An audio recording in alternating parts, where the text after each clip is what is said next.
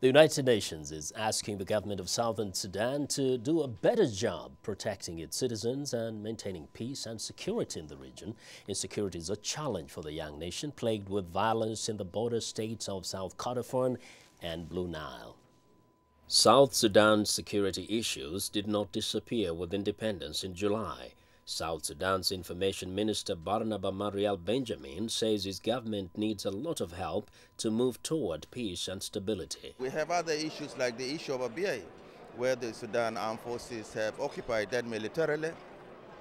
Now the United Nations through the African Union have got the peacekeeping forces in Abyei, but the government of Sudan in Khartoum has refused to withdraw its forces. This poses a threat, and we believe the international community and especially the Security Council can take very clear steps in order to prevent any more slinging back into war again. South Sudan still grapples with insurgency. George Athor, who left the South Sudan's People's Liberation Army SPLA, saying the country's dominant party had rigged an election last year, was killed in South Sudan's Central Equatoria State Monday in a clash with government forces.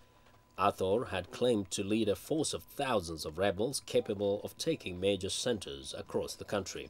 The United Nations peacekeeping mission in South Sudan has begun dispatching troops to South Sudan to stop inter-community violence that has claimed hundreds of lives since independence. South Sudan's UN peacekeeping commander, General Moses Obi, was in the Gomorrah region in Jonglei to visit troops sent to quell tensions there.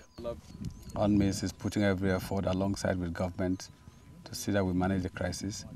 So we have a lot of patrols in many places, including Gomorrah, Pre-Bo, UI. We've been patrolling the area of Bo. And today I'm here to see the soldiers and to see to how they are behaving. I mean, they are faring, and also to interact with the civil administration and other security agencies to encourage everybody to do their best to protect civilians. The United Nations says it is working with the SPLA to ensure peace returns to the area. Well, the UN's mission, however, is more difficult due to faltering negotiations between Juba and Khartoum over issues such as oil debt, disputed areas, and transitional finance, amid a military buildup on both sides of the border. Well, for more discussion on the security situation in South Sudan, we are joined by John Tanza, co-host of the VOA radio program South Sudan In Focus. John, welcome to In Focus. My pleasure to be here. Now, let's first focus on the killing of Athor. Tell me, what is the significance of this? Well, there's no significance in his killing because it does not address the root cause of rebellion in South Sudan, if you like. There has been a lot of complaints from people who are sitting on the fence, as it is said. Most of them are saying that they need a broad-based government that has an outlook of the South Sudanese community. And the other thing is that the relationship between Sudan and South Sudan has been very volatile for quite a long time. Sudan might raise another Athor, so killing George Athor does not really solve the problem. Now, this is very soon after the declaration of independence. Does it mean that some of these South-South issues had not been resolved even up to the time of independence? Well, it has been a sort of on and off negotiations between political parties in the South and the SPLM, which is the ruling party in South Sudan. And to the best of my knowledge, most of other political parties are not happy with the SPLM. They have been pointing fingers at SPLM for dominating the draft constitution, which is the constitution of the Republic of South Sudan. There are some loopholes in that constitution that has not been addressed. It was passed, and some opposition parties actually said it was forced down on their throat in the parliament when it was passed. And so those issues and other grievances that have been there, resources.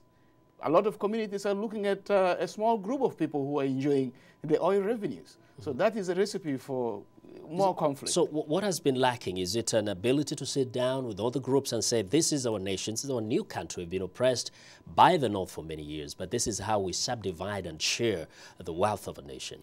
In a nutshell, what is lacking is a broad-based government that has an outlook of South Sudan. You know, tribalism rules Africa, and South Sudan is no exception. And so there are lots of other communities who look at the government in Juba as a ruling clique of few individuals who are enjoying at the expense of the mass population. And there's also a need for a broad-based political South-South dialogue of political parties to come together and forge a way forward for this new nation. Now, the South Sudan government usually kind of defaults to the North Sudan is interfering with South Sudan. How much water does that hold? Well, there is some truth to that.